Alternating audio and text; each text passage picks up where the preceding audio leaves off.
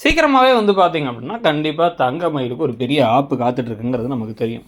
எப்படி சிறகடிக்க ஆசைங்கிற சீரியலில் ரோகிணி மனோஜ் 2 பேரும் சேர்ந்து எல்லா தப்பும் பண்ணாலும் அந்த வீட்டோட பையங்கிறதுனால மனோஜை மன்னிச்சுட்டு ரோகிணி மேலே எல்லா படியும் போட்டாங்களோ அதே மாதிரி தான் இங்கேயும் வந்து பார்த்திங்கன்னா இந்த ஒரு ஹோட்டல் விவகாரத்தில் புக் பண்ணதில் 25,000 ரூபா விஷயத்துலேயே வந்து சரவணனும் சேர்த்து தான் தப்பு பண்ணார். ஆனால் தங்கமயிலுக்கு மட்டும்தான் வந்து தண்டனை கிடச்சி சைலண்ட் ட்ரீட்மெண்ட்னு எல்லாரும் பேசாமல் இருந்தாங்க. அவங்களை வேணுனே வந்து நம்ப மாட்டோம்லாம் சொல்லிட்டு இருந்தாங்க, ஒரு நோகடிச்சிக்கிட்டு இருந்தாங்க. ஸோ 2 குடும்பத்துக்கும் ஒரு பெரிய வித்தியாசம் இல்லை, அந்த வகையில் நீங்கள் வச்சுக்கலாம். அதே மாதிரி இப்போ வந்து பார்த்திங்கன்னா அந்த விஷயத்துக்கே எப்படின்னா 25,000 ரூபா மேட்ருக்கே அப்படின்னா அவங்களுடைய படிப்பு, அவங்களுடைய கொண்டு வந்த நகை, அவங்களோட சொந்தக்காரங்கன்னு சொன்னது, அதே மாதிரி அவங்களுடைய அவங்க அப்பா அம்மாவுடைய நடத்தைன்னு சொன்னது, இவங்க வயசுன்னு சொன்னதுன்னு எல்லா பொய்யும் தெரிய வரும்பொழுது ஒரு பெரிய இடி காத்துக்கிட்டு இருக்குங்கிறது நமக்கு தெரியும். இந்த ஒரு இடி வந்து ஒரு அவமானமும் கூட பாண்டியனை பொறுத்த வரைக்கும். ஏன்னா பாண்டியன் கூட்டு வந்து கட்டி வச்ச மருமகை இவ்வளோ மோசமான மருமகை, பொய்கார மருமகை, இவங்க எதிர்பார்த்த ஸ்டேட்டஸில் இவங்க எதிர்பார்த்த விதமாக இல்லை அப்படிங்கிறத கண்டுபிடிக்கிறது சக்திவேல் முத்துவேலை தான் இருக்க வாய்ப்புகள் அதிகம்.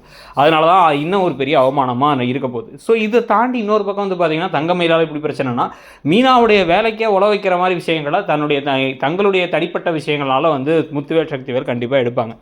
அது ஒரு பக்கத்தில் பிரச்சனை வந்து பார்த்திங்கன்னா இன்னொரு பக்கம் பழனிவேல் பாவம் இத்தனை நாளாக காத்திருந்து ஒரு நல்ல பொண்ணாக அமைஞ்சிருக்கு, அவருக்கு பிடிச்ச மாதிரி அவருக்கு புரிஞ்சுக்கிற மாதிரி ஒரு பொண்ணாக அமையுது.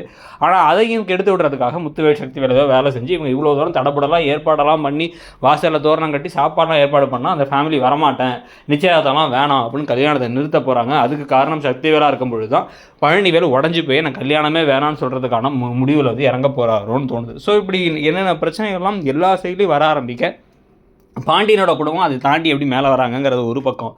இன்னொரு பக்கம் வந்து பார்த்தீங்கன்னா எல்லாம் சரியாகி சரி ஓகே கொஞ்சம் கொஞ்சமாக ஒவ்வொரு பிரச்சனையாக சரி பண்ணிகிட்டு இருக்கும் போதே கதிர்ராஜி விவகாரத்தில் கதிர்ராஜி கல்யாணத்தை செஞ்சு வச்சதே கோமதி தான் சொல்லி தெரிஞ்சு பாண்டியனுக்கும் கோமதிக்கும் இடையிலே சண்டை வர மாதிரி விஷயங்கள் அப்படின்னு பலதரப்பட்ட திருப்பங்கள் எடுத்து வரப்போகுது அப்படிங்கிறது மட்டும் நமக்கு தெரியுது. இதில் சில இப்போ ஜோடிகள் நமக்கு ஆல்ரெடி ரொம்ப பிடிக்க ஆரம்பிச்சிச்சு. சில ஜோடிகள் வந்து சரவணன் தங்கமயிலில் சரவணனை வந்து முதல்ல நல்லவராக காமிச்சாங்க, இப்போ கம்ப்ளீட்டாக வந்து ரொம்ப ஒரு மாதிரி சுயநலமாகவும் முட்டாளாகவும் காமிக்கிறாங்க தன்னுடைய குடும்ப விஷயத்தில். ஸோ உங்களுக்கு என்ன தோணுது?